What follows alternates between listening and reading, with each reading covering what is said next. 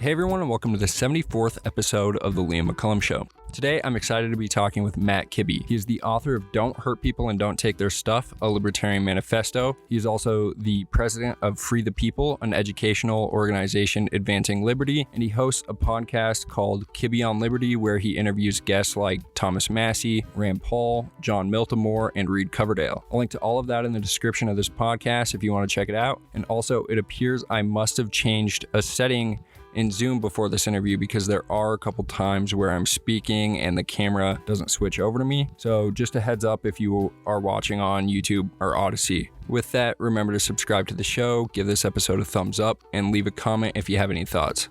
Here's my interview with Matt Kibbe. Thank you, Matt Kibbe, for coming on the show. Hey, it's good to be with you. Yeah, I think I told you this when you came to Kalispell to the Montana Libertarian Convention, but you're one of the first libertarians I ever discovered, I think. I think it was pretty incidental too. I subscribed to Mug Club, Steven Crowder's thing, and then that took me to Blaze TV, and I found your Deadly Isms show, which was incredibly influential for me. I think specifically the video on central planning was really awesome. And there was this diagram of authoritarianism at the top, and then I think it was a libertarianism at the bottom. And at the time I was just a conservative. So it kind of just like fractured my entire belief system. So I'm wondering if you can give a little bit of your background and what brought you to libertarianism, if there was a commentator that really sparked your interest, and how that got you to Free the People. Yeah, so people that know me have heard the story, but I discovered libertarianism when I was 13 years old, and I was reading the liner notes on a Rush album called 2112. And I'm old enough that vinyl was the means of consuming music back then. It's cool again. But I always loved vinyl in the sense that you could read the liner notes and you'd learn about the band, and you would read the lyrics and really sort of consume the music more substantially perhaps than we do in the digital age. But that album is dedicated to the genius of Ayn Rand. And I had no idea who that was at the time, but I ended up stumbling across a very old beat up copy of her novel Anthem. And I'm like, oh, that's that guy. I thought it was a guy. Like, oh, that's that guy that my favorite band loves. And I took Anthem home and I consumed it in a single sitting. And I immediately went off on this sort of follow the breadcrumb sort of quest to try to figure out what these cool ideas were. And if you read enough Ayn Rand, she will tell you to read the Austrian economists if you want to understand economics. And so I went off and tried to find Ludwig von Mises, which I did as well. By accident, I ended up going to Grove City College in Pennsylvania.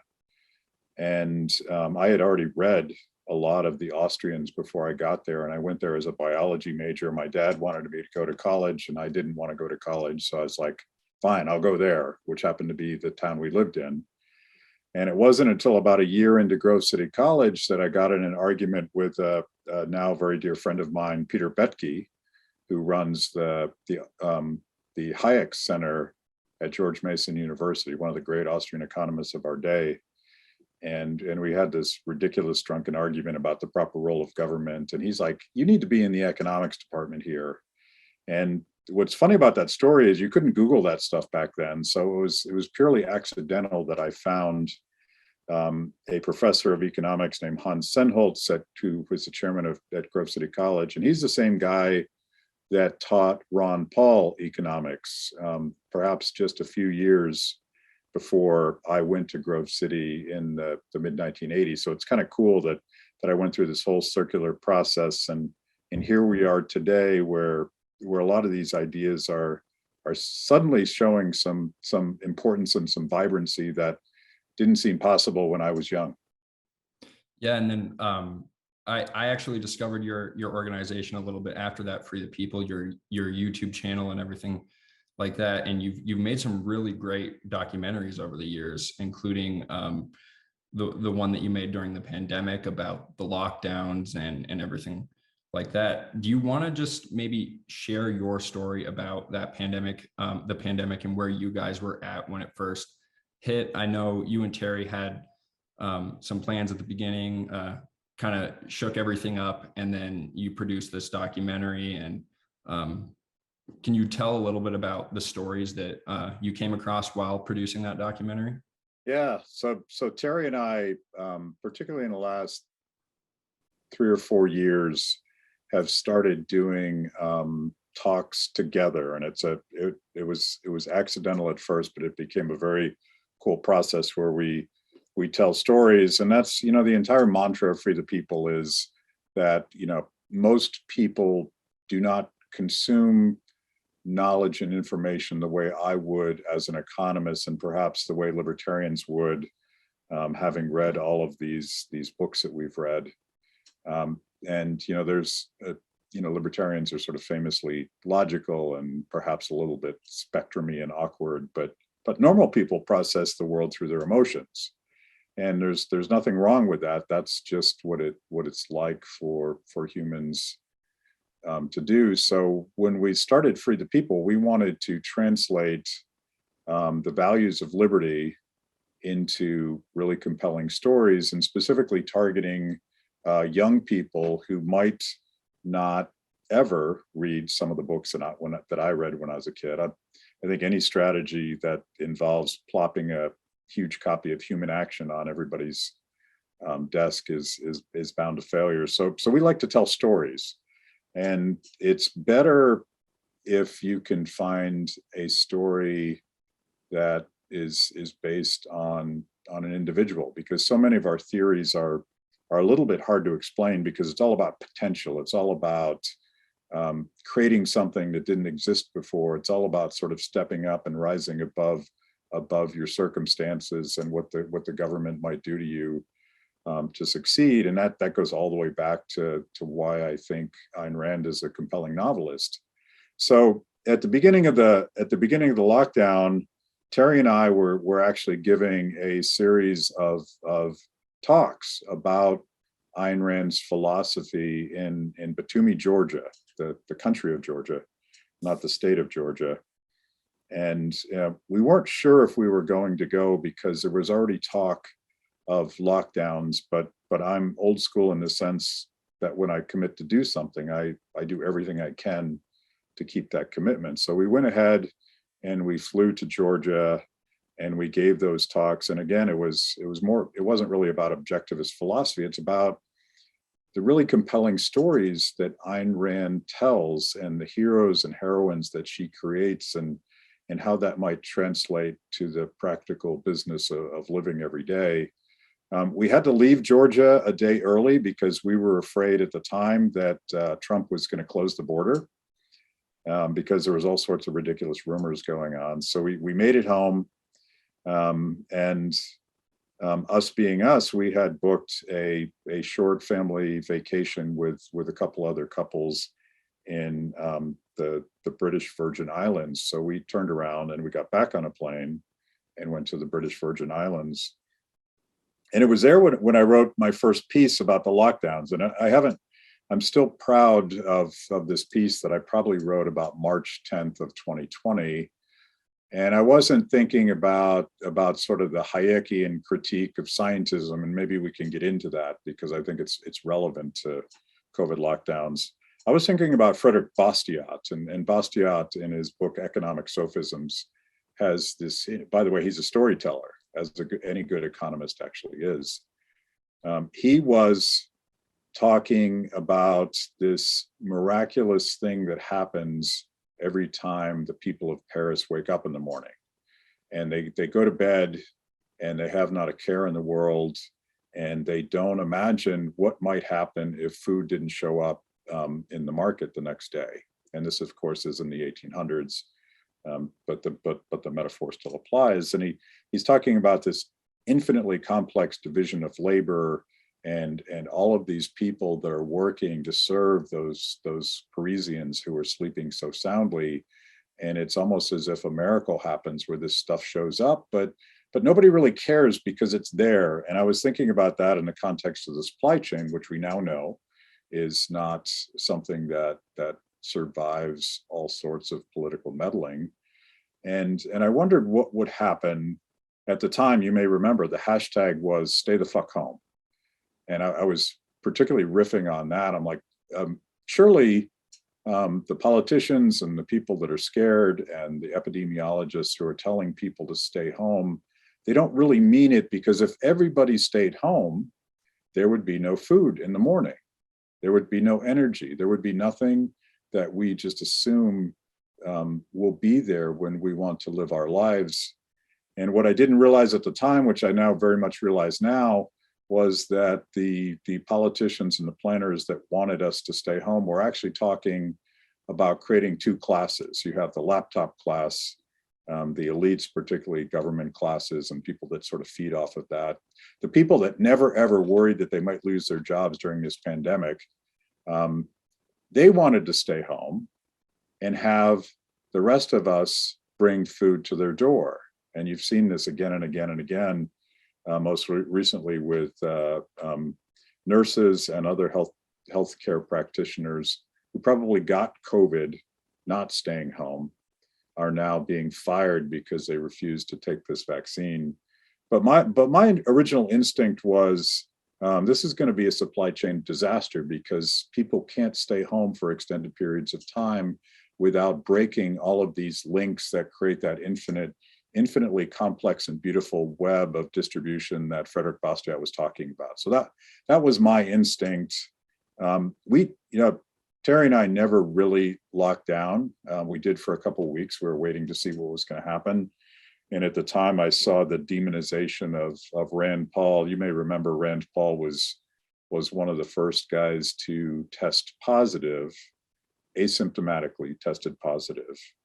And man, did they try to destroy him for getting a test, but not hiding in his house until he got the results from the test. You remember this? And I'm like, okay, I don't want to do any damage to my organization. So we stayed home for a couple of weeks, but then we started, to the extent that it was legal, we started traveling, obviously in the United States, living our lives. And I'm glad we did, because life is short and precious, and not living your life is probably the worst mistake you could make. Yeah, there's a quote by, I think it's Jack London, that keeps coming to mind. It's like, the function of man is to live. I shall not spend my days trying to prolong them. I shall use my time. And that quote just keeps coming back to me, because I do think that it is almost the primary lesson about the pandemic and just about humanity, is that, like, we aren't just machines to be locked down, like Sotomayor, or I think it was Kagan that said in the Supreme Court case, she's like, what's the difference between a human and a machine? You know, we aren't machines that can't just be locked down. There's a purpose for us being here. We're supposed to go out and live. And I think that that's a message that you've really been able to communicate through Free the People. The beer is freedom videos come to mind, where it's like, we're just supposed to experience, and we're supposed to have these experiences in life. And I think maybe we should get into the conversation about scientism. I had it later on my list, but in your series about the deadly isms, I don't know if I could have imagined that, this authoritarianism mixed with scientism would be a problem. So yeah, why don't we just talk a little bit about scientism and what Hayek was talking about? So I got to look up that quote. I did not see either Sotomayor or Kagan compare us to machines, but it's pretty telling, because if you look at, and this applies directly to the notion of scientism, if you look at the way that central planners think about human beings, we are definitely just cogs in a wheel. We're pieces of a puzzle. We're part of a collective. So the individual literally doesn't matter. And you can see that play out again and again and again when authoritarian dictators trying to implement some sort of collectivist philosophy, they can't possibly care about individual human beings, and that's why so many people die, because again, it's all about the collective, and you can see Xi, the dictator in today's China, very much think about that. My cat just joined us, so it'll get interesting here. Don't step on that, buddy.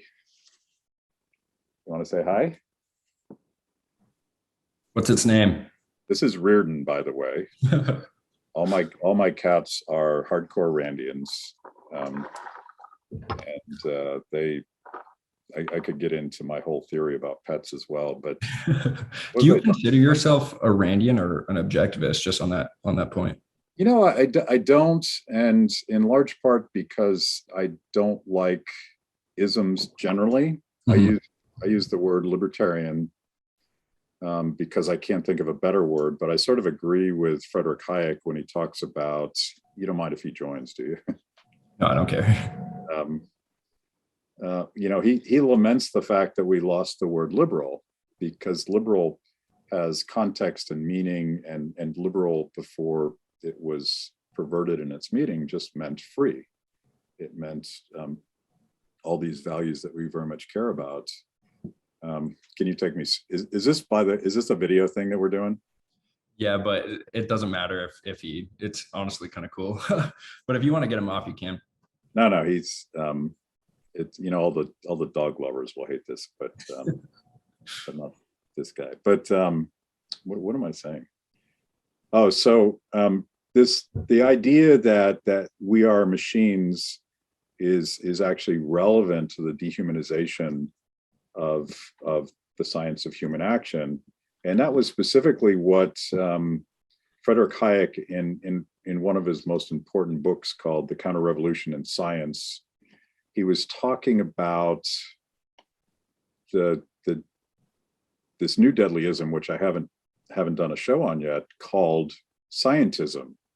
And it came out of the French Enlightenment in the 1800s, because so many advances had happened in the so-called natural sciences that the philosophers of the time, the positivists, there's this guy that Hayek writes pretty brutally about, called Henry de Saint-Simon, who was the founding father of socialism. But he also imagined that you could turn politics and economics and any of the so-called humane sciences into a positive objective science.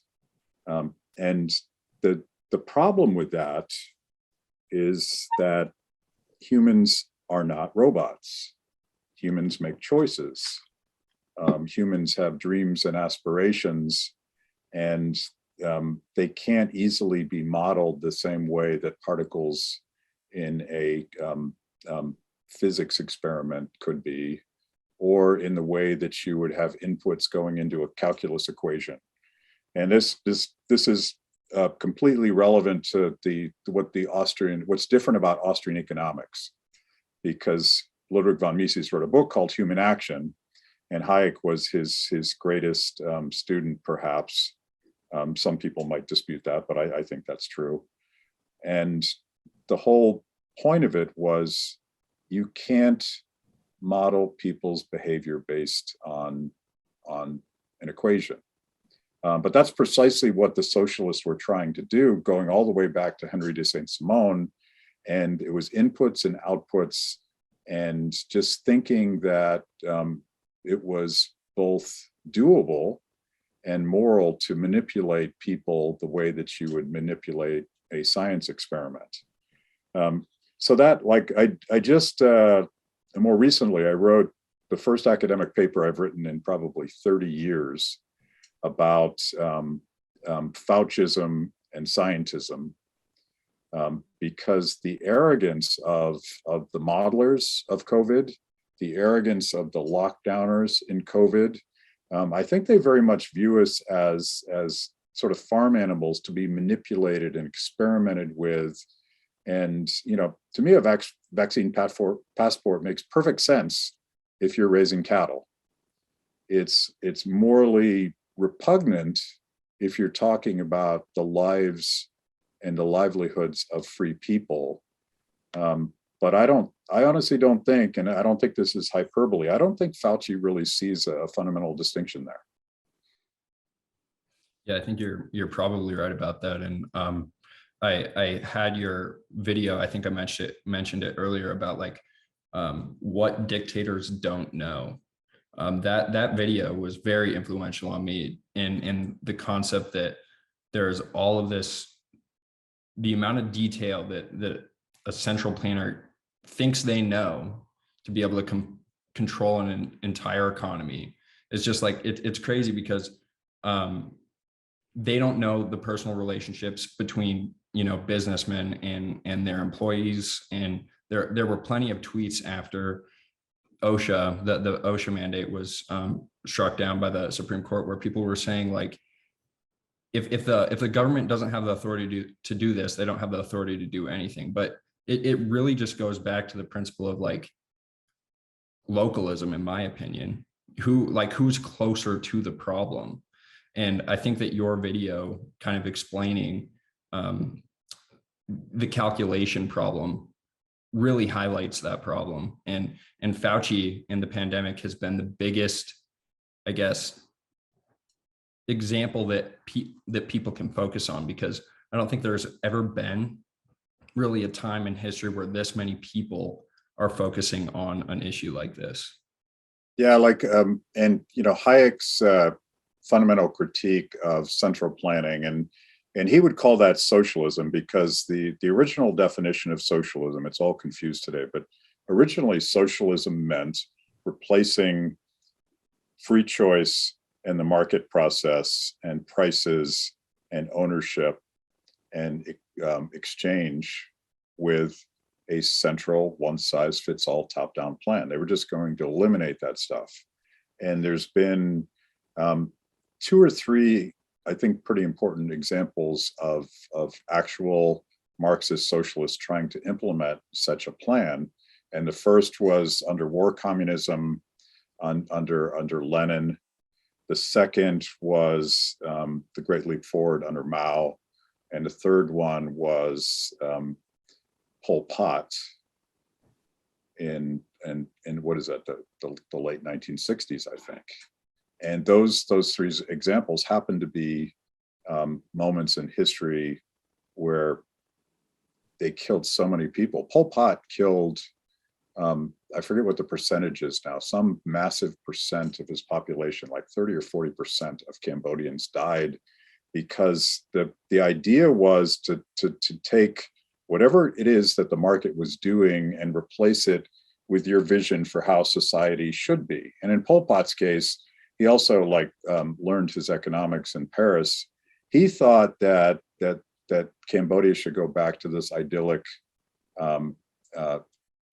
farming society, and he herded people out of the cities, and he killed a lot of the elites, the intellectuals. He killed before they went out into fields to produce, but without any thinking about what would happen if he did so. He insisted that people that lived in the city suddenly become farmers. And of course, they had no knowledge of how to do that. So people starved to death en masse. And what's interesting about that experiment is that Pol Pot was very much influenced by Mao, and Mao's Great Leap Forward was almost the opposite social experiment. Mao was embarrassed that China at the time was primarily an agricultural economy, and he wanted it to be an industrial economy that could compete with the United States. So he passed a rule that said farmers shall produce steel. And that had a similar effect in that it didn't produce any steel at all, but it pulled all of the farmers out of their fields and created a massive famine unlike anything we have ever seen before. So these are sort of now obviously stupid ideas, but that arrogance that you would know how to replace all of that local decentralized knowledge that exists in every one of us in a way that's hard to capture unless you let the market process happen. That's Hayek's fundamental critique, that dictators don't know enough. And I very much apply that to what lockdowners like Fauci have done in this case. I mean, Fauci clearly doesn't know anything about simple economics, and he really doesn't care about that because he's focused on one thing and probably even fatally conceited about that. He thinks that he can stop a virus, even though there's very little evidence in the history of mankind that such a thing is possible. But he now thinks he has the knowledge to do that. Yeah, it's like they're controlling for one variable too. Like throughout this entire pandemic, they've been talking about, case numbers. And when you control for that one variable and you try to, you know, predict human behavior and map it out. And the only thing you care about is how many people have this virus, then you start to see cancer deaths go up. You start to see mental health crises throughout the entire country. And I think that's exactly what we're seeing right now is that, people were only caring about one variable and forgetting about all of the other things that matter in life.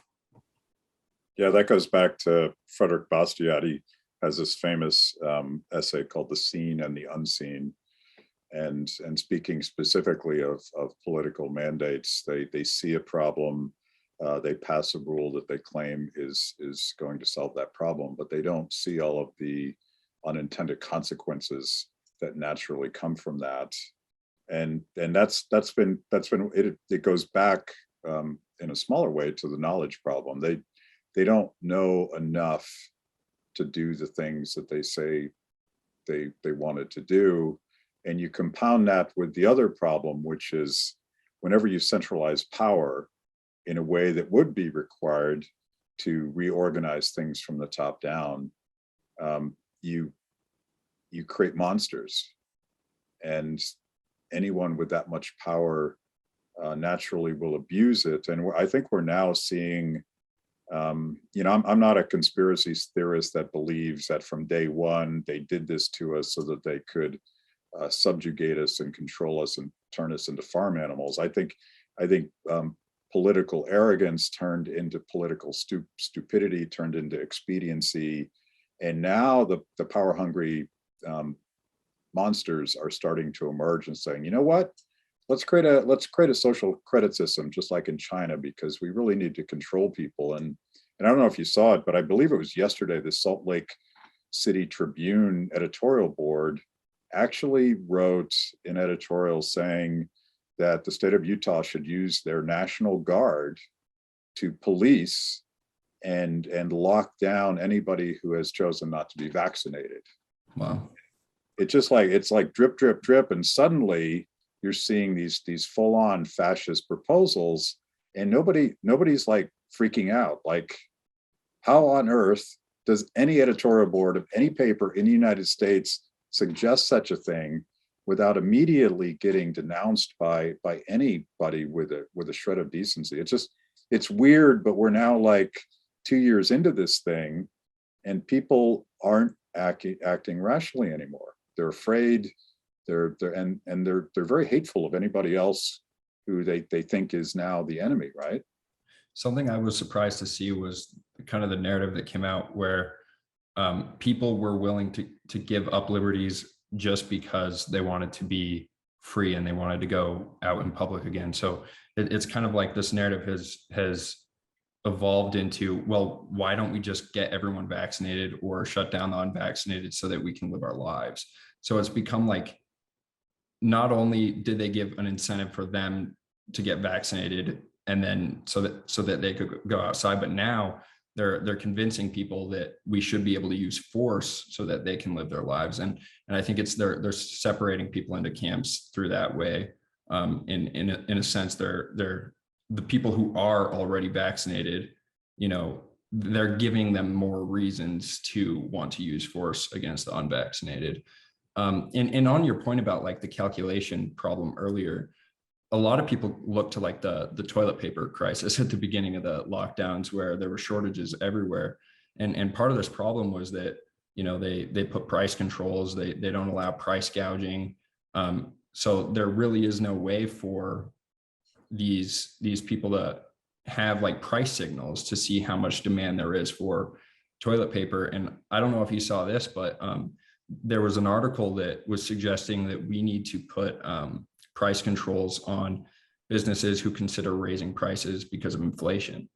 So what we're going to get is like this, almost like a two-punch catastrophe where, we have inflation, but then they're going to put price controls and we're going to get shortages because they won't allow price fluctuations. And that's something that I'm pretty terrified about. Well, it's funny, they won't allow price fluctuations, but they also won't take responsibility, they being the government, Yeah. for just printing out of nothing 6 or 8 trillion over the last 2 years, depending on how you count it. And the problem with spending money you don't have is that there's only so much you can tax before people avoid those taxes or reject you at the polls. And what you can't tax, you borrow, but at some point there's only so much you can borrow, and so much of the debt that the US government holds is financed by China. But the easiest way and the most pernicious way is to simply print money and create credit, which is what the Federal Reserve has done. Certainly been going to town long before COVID, but at some point you're going to see exactly the sort of price inflation that we're seeing right now, and it's doubled. It's doubly bad because of everything that the government has done to disrupt the supply chain. So you have a supply problem, and you also have a demand problem in that people have lots of fake money chasing fewer and fewer goods, and people don't save when they're destroying the currency because it doesn't make sense. So it's a perfect storm. And then you have the Elizabeth Warrens of the world, and she's certainly not the only one. I suspect this will be a bipartisan problem as things get worse, using political mandates to demand that we freeze prices on essential goods, which of course sends a signal back to producers that they should make less, not more. So this sort of basic economic logic this gets back to the challenge of trying to explain these stories in a way that people can comprehend. One, who's to blame for inflation, and two, what you would actually need to do to get out of the mess. And it seems counterintuitive, but the only way to get out of the mess is to stop doing all this stupid stuff that the government's doing. And that's hard for a politician to say. They have to say two things, right? I screwed up. I voted for all this new spending. It's creating all of these incredible disruptions. That's actually a wealth transfer from working people to the elites. And not only did I screw up, but now I have to tell you that I can't really fix the problem. I need to just get out of the way so that you can fix the problem. I don't know very many politicians that will be that honest with people, so they just keep doing the same thing over and over again. And Mises talks about this. He's like, when you get to the boom and bust of the business cycle created by inflation and distorting price signals and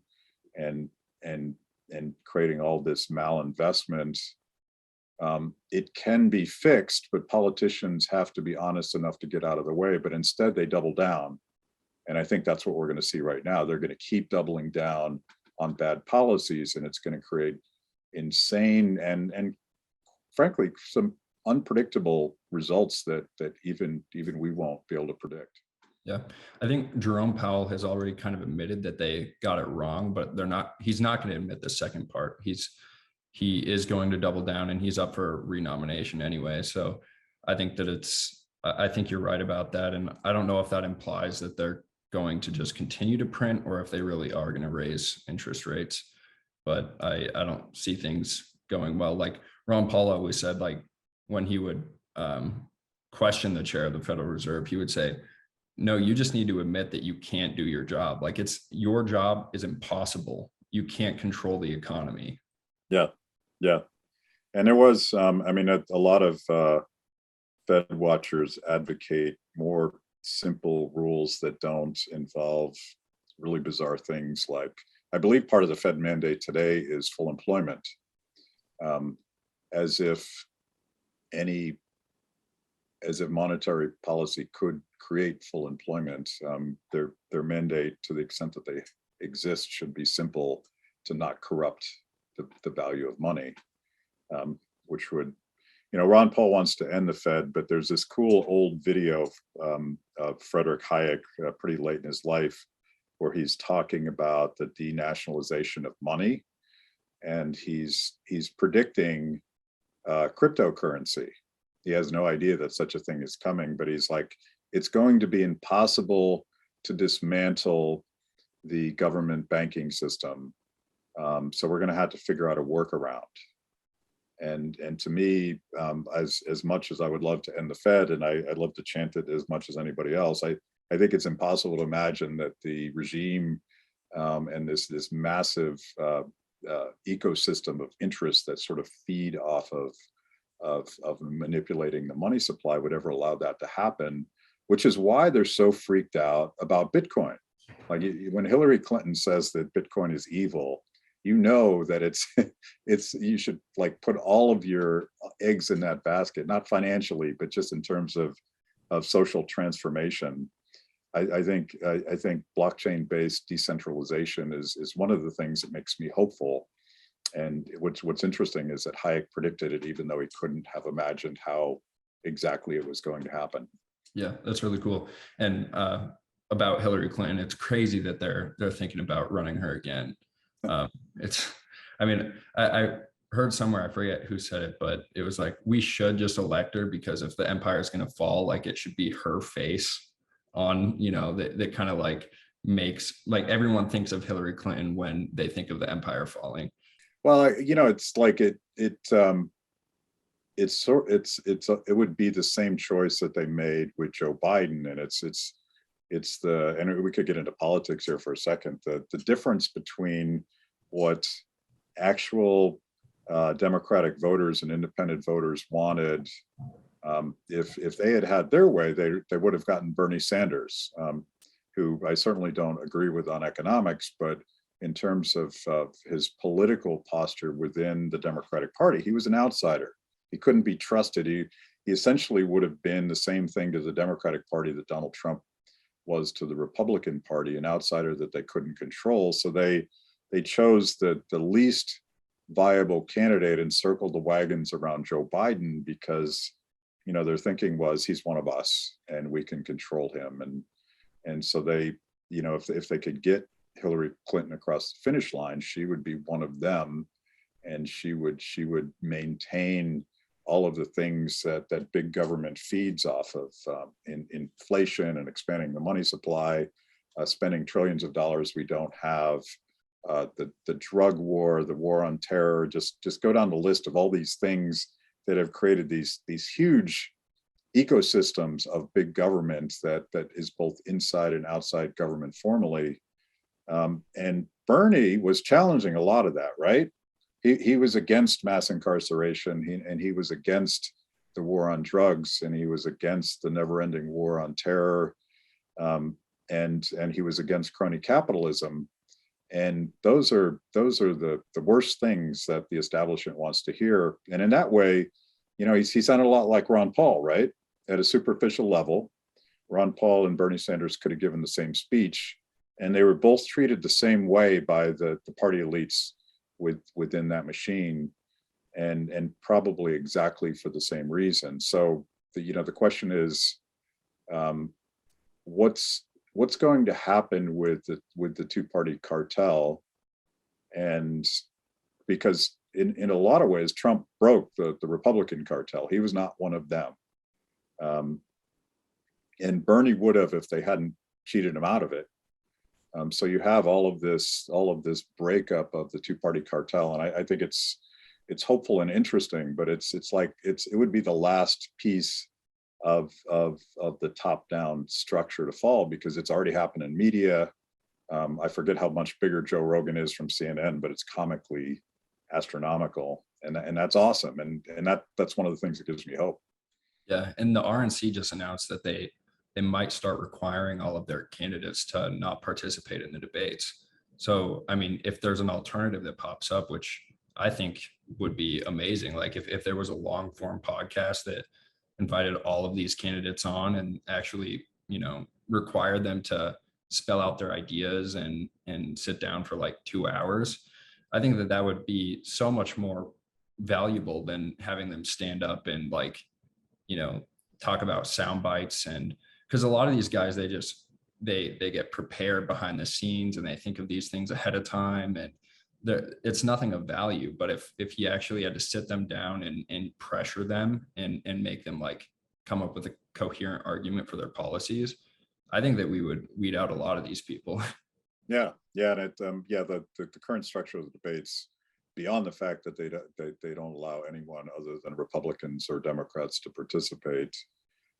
Even Tulsi Gabbard is another great story of someone who used to be like, she was like vice chairman of the DCCC, I believe, at some point, and then she started taking on the war culture within her own party, and they just rigged it so that she couldn't participate in her own debates. So that those debates are meaningless and not interesting. I would imagine and this has always been a challenge for outsider candidates. You had to get on the presidential stage in order to get people's attention. That's becoming less and less true, and Trump sort of proved that point. He had celebrity, but what if someone in outsider just had the courage to and the ability to go on Joe Rogan and just explain what they were thinking, and you could imagine a whole different type of candidate emerging from that process, which is why they're so afraid of him. Like, they're afraid that platform makes media elites irrelevant in choosing which ideas and which candidates matter. So I think it continues to be a matter of time, no matter what they try to do to Joe Rogan, no matter what they do to deplatform any or all of us. It's hard to keep it down. They're playing a game of whack-a-mole, and I think we're entering an era where knowledge itself is democratized in a good way. I'm more optimistic than pessimistic about censorship, because I think the way they're behaving just shows how desperate they are. Yeah, I think there's really like a Joe Rogan effect going on, where like every single time they censor a podcast of his, more people go to it, and I'm very optimistic about that. But I did want to switch it up a little bit. One of the first videos that I came across of yours that was pretty influential was the Right to Try video, and I think that, going back to what I mentioned earlier, a lot of people were focusing, the pandemic was a unique moment for the American people, where they were all focusing on this huge political event, and really exposed the corruption in the FDA. And you and your personal experiences kind of helped you come to that before the pandemic. And just, with how long it took for drugs to get approved, and the amount of people who die because they wait 12 years or whatever. So do you want to just talk a little bit about that corruption in the FDA? And yeah. And for people that don't know, and my wife finally convinced me to tell this story. About 18 years ago, I survived stage 4 cancer, and I went through a pretty rough regimen of chemotherapy to do that. Spoiler alert, I lived. So if people are on the edge of their seats, I'll just get that off the table. But one of the chemotherapy treatments that I had was a relatively newly approved drug that came from the FDA. And me being the geek that I was at the time, I started researching all of this stuff, and you can actually find a letter to the editor that I wrote to the Wall Street Journal, and this would have been like 2001, something like that. And I actually, while I was doing a chemo drip, I ripped off this letter to the editor about FDA sitting on these let's call them experimental drugs. I mean, that's probably treating them unfairly. But what has happened over time is that the FDA process of getting a new drug approved has gotten longer and longer, and more expensive along the way. And from an FDA's point of view, they're being politically risk averse, because they made some fairly famous mistakes in the past, specifically with thalidomide. I think a lot of people know that story. And the thing about being a bureaucrat is you're not going to get blamed for not approving something, but if you approve something and something goes wrong, you might lose your job.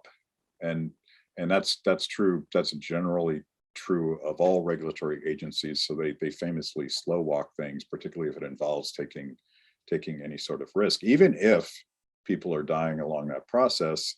But the other half, which is probably far more pernicious, is that big drug companies love the fact that it takes 20 years to get a new drug approved by the FDA because they're big, and that barrier to entry, that regulatory cost of getting a new drug to market, makes it very difficult for smaller competitors, let's say biotech startup firms, people that might have a better idea. So one of the horrible things that happens because of the FDA approval time is a lot of these really innovative drugs are bought up by the big guys and then killed because they would compete with an existing protocol that company already has FDA approval for, or they just scoop it up and enjoy all the profits there.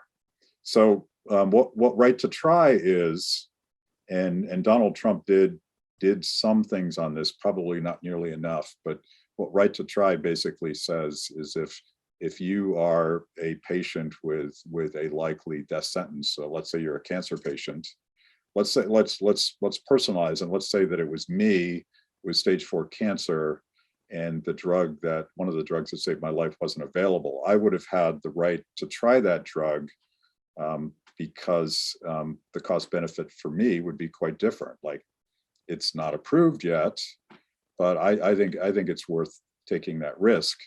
There was a hilarious or tragic debate on the Senate floor when Trump's Right to Try legislation was going through, because Democrats who voted against it, I believe 100% of the Democrats in the Senate voted against it on a very partisan basis.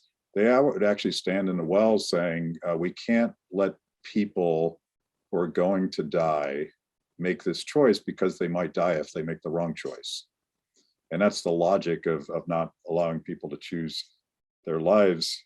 But I think there's a lot of confusion about that in the context of the vaccines today, because there's I think some conservatives specifically, people that would be skeptical of the vaccines make this argument, but the FDA rushed approval, and they did, and it was politicized, and there was a political mandate that they needed a solution to this problem, and it needed to be a vaccine because the other treatments, for reasons I don't fully understand, were not acceptable. I don't really care so much if the FDA rushed the approval. What I ultimately care about is whether or not we get to choose, because different people have different circumstances. Different people face different risks. If I am a terminal cancer patient and I'm willing to assume a risk that other people aren't willing to assume, I think that makes perfect sense, and it would be immoral to prevent me from doing that.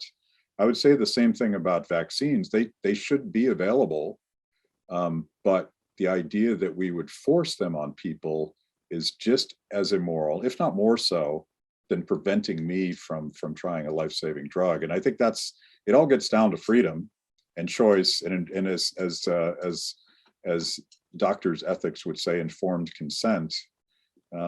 And FDA approval, don't make any mistake about it, it is a politicized process, and FDA approval may or may not mean that drug does what it's going to do, or is as safe as they say it is. And the fact that governments, our government is now coercing people, particularly young people, into taking it, I think is obscene.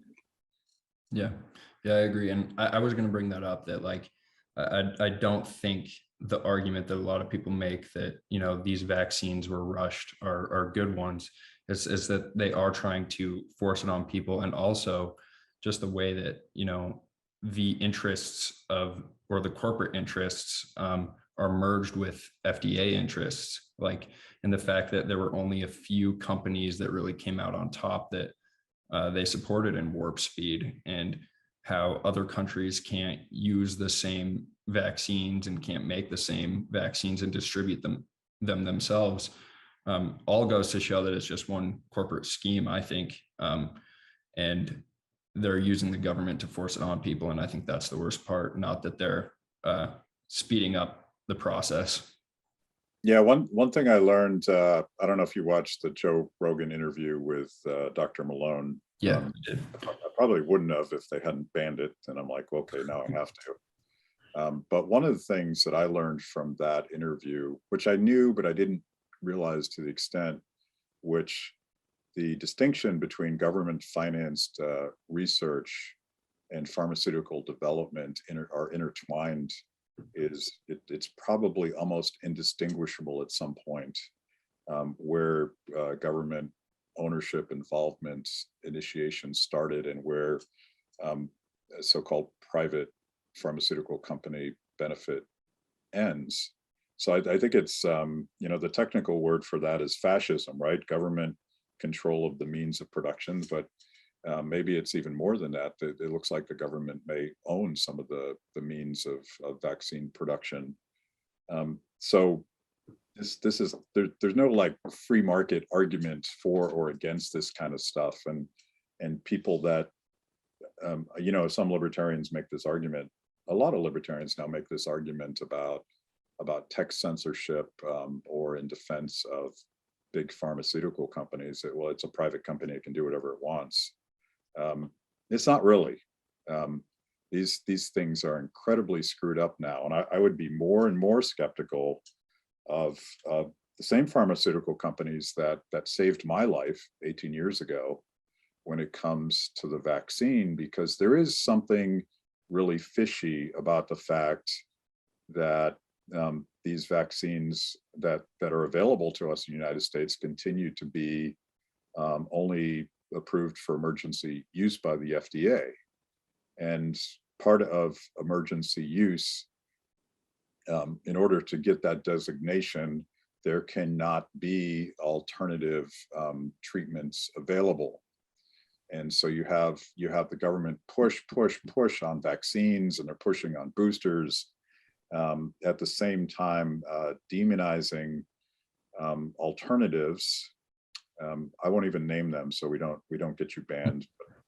But I think one thing that we can talk about is monoclonal antibodies.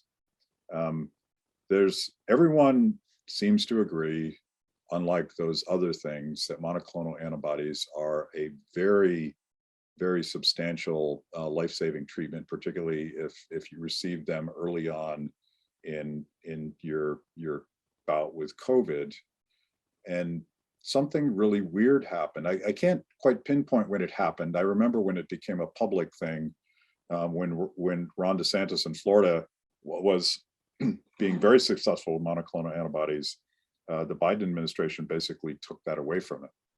And with the emergence of Omicron, the Biden administration, which now effectively has nationalized the supply and the distribution of monoclonal antibodies, they took 2 of the 3 available monoclonal antibody treatments off. I shouldn't say the market, because it's not a market, it's pure command and control politics. Only to discover that Omicron was, the argument was those 2 don't work on Omicron, as if they could possibly know 2 weeks into the Omicron variant. But more importantly, they would then discover that Omicron wasn't nearly as dominant as they thought it was, and that Delta was still out there. So the fact that the Biden administration basically took away this treatment means that they have blood on their hands, right? Somewhere at the margin, perhaps lots of people died because they couldn't receive this treatment, many of whom had already been vaccinated. So to me, it's a lesson that nobody's going to learn about the evils of socialized medicine. Going back to our themes, they don't know enough, and they can't be trusted with that much power. Yeah, and it especially goes back to like the separation of the prices, and just when you do nationalize this, like you said, it is a command and control economy. So there's no way for them to know how much needs to be made, and that's why people just can't get monoclonal antibodies right now, and because it seems that they're actually trying to limit how much can be distributed. But I'm not too sure. I haven't been able to find much information about what happened, other than the fact that they did nationalize the distribution, but seems a little fishy. Yeah, and this was personal for us because my wife Terry got COVID, some version of COVID over Christmas, and we set out to get monoclonal antibodies only to discover that they, for all intents and purposes, are not available to anybody because the Biden administration is holding them back. And Terry's fine now, but the whole point of that treatment, as I understand it, is you use it early before things get bad. And I think once you end up with lung issues, that's where people have real problems with COVID. And there's a weird thing going on, and I think we're going to learn that it's been going on much longer than we thought it did, where the federal government has the ability to just unilaterally nationalize medical treatments. And it's certainly true of the vaccine. They bought it, they own it, and now they're mandating that you take it. That is a radical shift away from the way that we have distributed medicine. You know, we don't have a free market, but we have this three-tiered system where you know, private insurers and patients make decisions about healthcare. But now the government's not in the middle; they're on the top, and they've done that with monoclonals. And I assume that wherever they're getting this power from, it's a very dangerous precedent. That I don't know how we get the genie back in the bottle on that one. We've hit 3 o'clock. How much more time do you have? I have a few more questions just from the audience, but if you have to go right now, we can cut it off. I'm good. Let's keep going. Cool. Yeah. So the next question I have is kind of relevant to Montana, because there's a discussion about school choice, and there are a bunch of letters being written to the superintendent of public instruction, just letters of no confidence, because she's promoting school choice here. The school board's also disaffiliated with the national or the union, disassociated with the national union.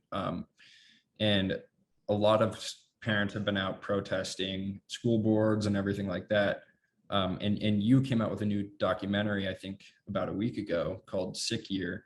Can you just promote that and tell us a little bit about what it's about?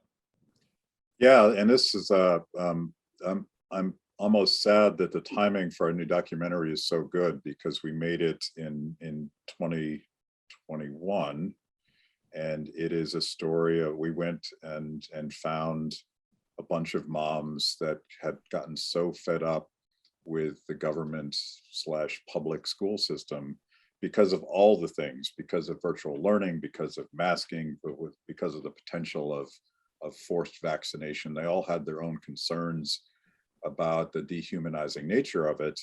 And they decided to take matters into their own hands and developed various very innovative ways of homeschooling and unschooling and pod schooling. And one of the upsides of the arrogance of teachers unions and the way they have refused to teach kids in any humane way during lockdowns is more and more parents are learning about how the school system actually works. They're learning that it's not a public system at all. It's a government system where you essentially work for them. Your child obeys their needs and their orders and not vice versa. And it's sort of breaking down that obvious fear that you might have as a parent, like, can I do this on my own? Well, you don't have to do it on your own. And the point of our documentary is hopefully a little bit empowering to other moms that are so frustrated. Find a pod of parents that want to do something different. We didn't find a pod specifically like this, but I know of pods of parents that actually pooled resources enough to hire a teacher that was fed up with the government school system. And you can't imagine how much better the education is, how much the environment is better, how much personalized education, where each child gets to sort of learn and pursue their interests in a way that's not centralized top down, one size fits all. I'm a victim of government schools, and I didn't fit very well, and I have other friends that felt that way. So it's, to me, it's the upside of this disaster. I think there's a revolution going on in schooling, and I think that the teachers unions and the politicians that support them are already paying a political price for their arrogance. I mean, you definitely saw it in Virginia. I think you're going to see it in other places. But forget politics. The beauty of this documentary, Sick Year, is it tells a story where you don't have to get anybody's permission to take back your child's education. You can do it. You can partner with other parents that feel the same way, and just move forward and be free and watch your kids prosper. Yeah, I really struggled like early in high school too. Just, I mean, I started to become somewhat of a rebel, and the Common Core testing, I would always protest it. And I too was probably a victim of public schools. And it's just, I think that the whole idea that we have this standardized schooling that everyone fits into, we all have to study math, we all have to study this. There's these, even in college, I'm at the university here, there are some prerequisites that you have to go through, and it's all just a scheme, I think, to pay their friends, and require students to take the same classes. But I think if we had this different model that allowed kids to just like find what they're interested in and pursue them, I think that it would be revolutionary. Yeah, it's absurd that you would kind of go. Let's go back to the machine metaphor. And we were making this documentary. I kept thinking of the movie The Wall, which is based on the Pink Floyd album. And there's this really dystopian, the song "We Don't Need No Education," whatever that song's called. And it's just it's kids in school, marching sort of Nazi-like right into a meat grinder. And I think the metaphor here is like, we're treating our kids like farm animals instead of all that beautiful potential that's there. And I understand that this, by the way, is a fundamentally libertarian problem. It's hard to explain to people that are used to, you went to public school and your parents went to public school, and you're going to send your kids to the same system. The challenge is trying to explain to people what the potential is that would come from free choice. And the thing we did in this documentary was and none of it's scripted at all. We just asked them to tell their stories. And it's amazing how much more they know about education policy than the rest of us do, because they lived it and they had to do something about it. And that, to me, is very powerful and hopefully empowering to other parents that absolutely need to do something different. So I have a couple more questions left. It's someone asked how you measure success in the liberty movement and kind of what you think about the future of the liberty movement and where it's going.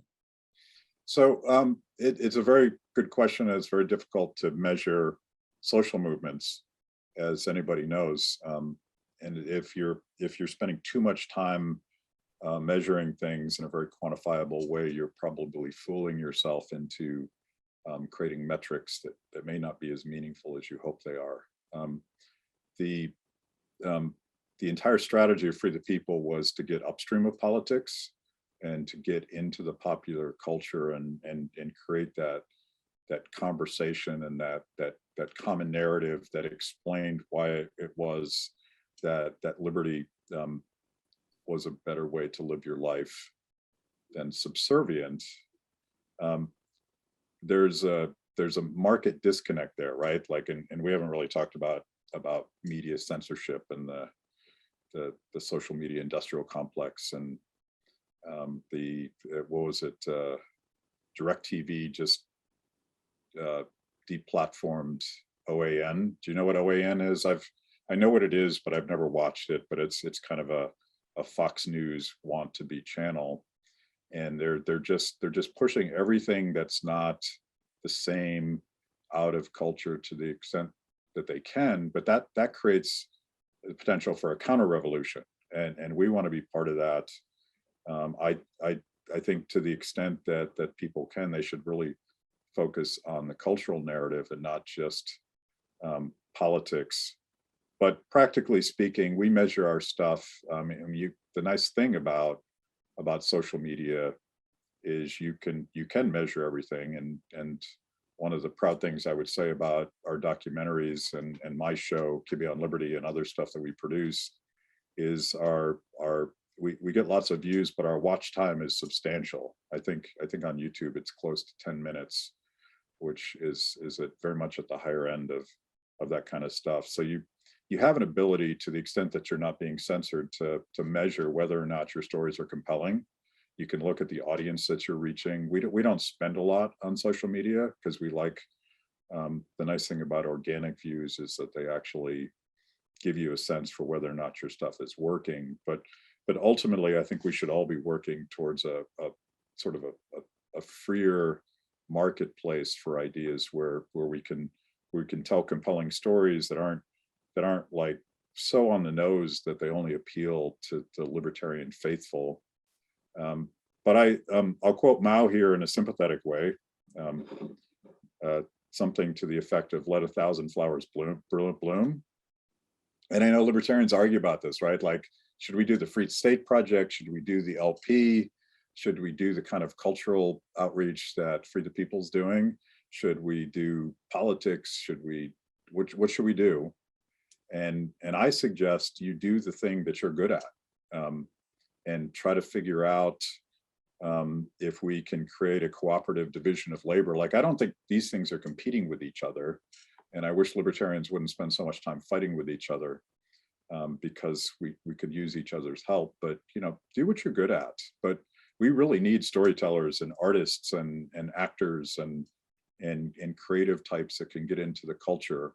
And one of the reasons I think that the Liberty movement is growing is when I talk to organizations, particularly young people, the diversity of talent there is very much so different than when I was their age. Because when I was their age, we had all read Human Action, and that was our one talent. And arguably, maybe that's not even a talent.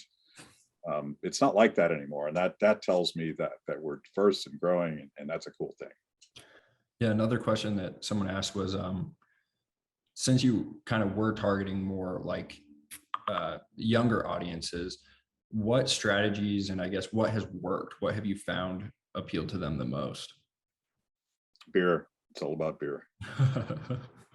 I'm only half joking. Like, I think, and I started to go down the narrative about pets, but I think that the way that culture works is you want to not just tell personal stories and find people that other people can relate to, but talk about things that people actually care about. Supply chain's pretty difficult, but if there's no beer on the shelves and you're wondering why, that might be a really interesting gateway drug to teach people about basic economics. And that's actually why we started doing all the videos about beer. I think it was 2016 when Venezuela really started to fall apart. There was an article about how the one sort of nationalized brewery in Venezuela couldn't get the ingredients to make beer. And Venezuela was the highest beer consuming country in all of Latin America. And they're going through socialist hell, and they couldn't even get a cold beer anymore. And that to me was tragic and funny, and an interesting way to explain to people all of the economic mistakes that led to the reality that the producer of beer couldn't get the ingredients to put beer on the shelves. The other one, and Venezuela has all sorts of tragic stories, but I love to talk a lot about, I'm a cat person, obviously, if you've been watching this show. And I love to joke that cats are libertarians and dogs are communists. Some people disagree with me on that, but the beyond the joke, you could just point out that the cats and dogs and other pets that Americans love so much are very much a luxury good that wouldn't be possible without a lot of prosperity that's created by free market capitalism. And poor countries don't have pets, they eat pets. And there was another tragic story about Venezuela that had been, in the last generation, one of the most prosperous countries in Latin America. And there's data on this. Pet ownership had spiked. Every family had a dog, and it got so bad at the height of their starvation that they were forced to eat the family pet. And I think a lot of Americans can't even conceive of what that world would be like.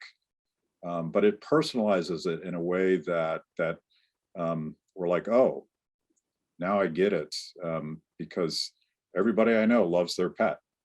It's part of their family, and we should appreciate where that sort of love and happiness comes from, right? Yeah, and I have another question about love, actually, and it's about your documentary on restorative justice.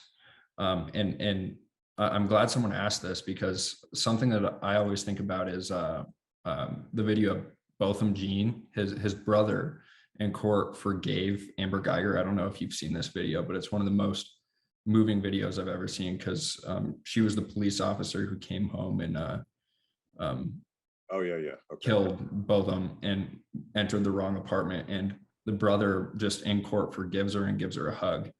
And I've always tried to say that, like, I think that reform really comes through the heart, and the way that the criminal justice system works in this country is, I don't really understand the purpose and the goal of it. I don't really know what we're aiming for if we're just locking people up. So someone asked if you could just give a little pitch for that documentary.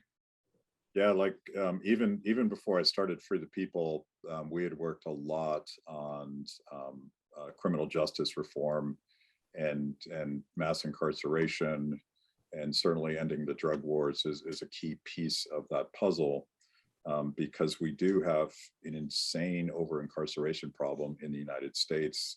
And the problem with getting into the justice system is it's very difficult to get out again. And we have these super high recidivism rates where you go in, maybe it's for a drug crime, maybe you did something stupid and you're young, but once you're in the system, it's difficult to get a job when you get out of the system. So you end up committing more crimes, and being in the prison system, it's basically a training ground for hardened criminals. So we've tried from the top down to fix a lot of these problems.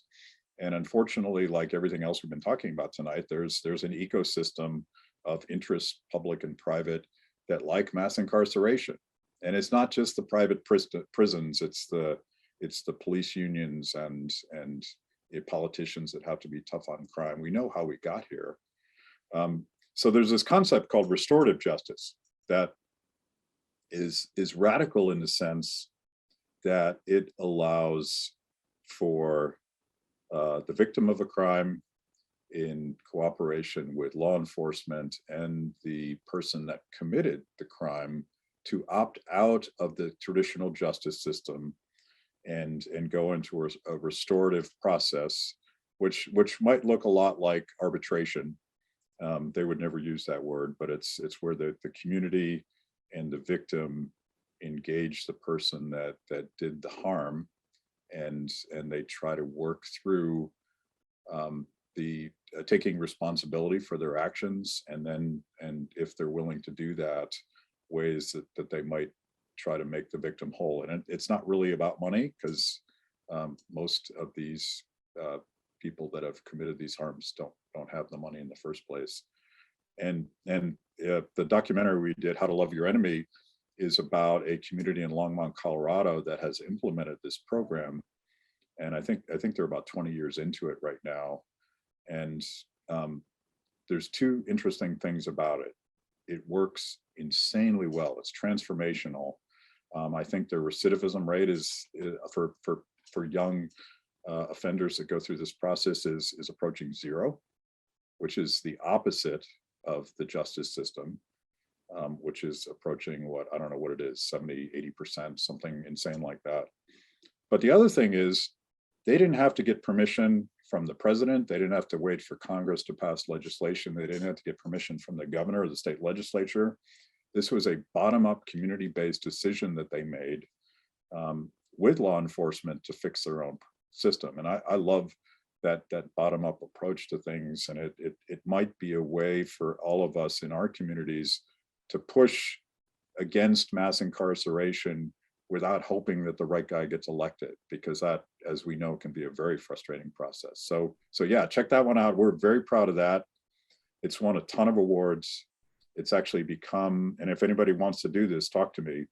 It's become kind of an activist toolkit where people organize viewings, and they invite law enforcement, other interested parties.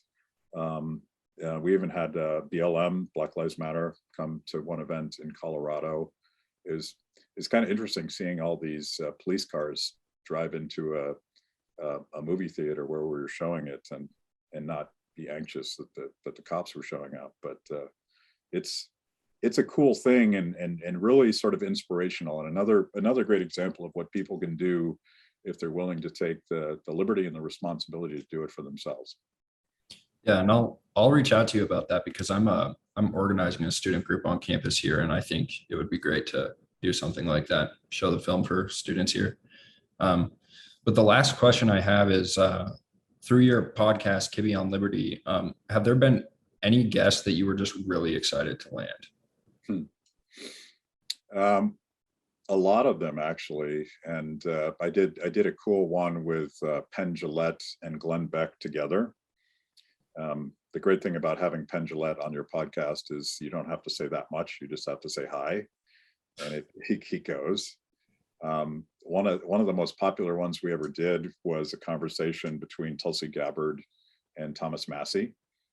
Thomas is a friend and he's pretty regular on our show, and he was friends with Tulsi, so we organized this thing. You know, the aspiration for my podcast, which it hasn't turned out exactly the way I wanted, but I really wanted it to be kind of transpartisan. I wanted it where I would invite people that I didn't agree with to just have an honest conversation about things, and really focus on things we did agree on. We actually had the stars of our documentary about restorative justice. They were on, and that one was fantastic. But you know, the goal is to find people outside of our bubble. I don't always do that well, and the last 2 years I've been so obsessed with the humanitarian disaster that is the COVID lockdowns. Probably 70% of the shows have really focused on that.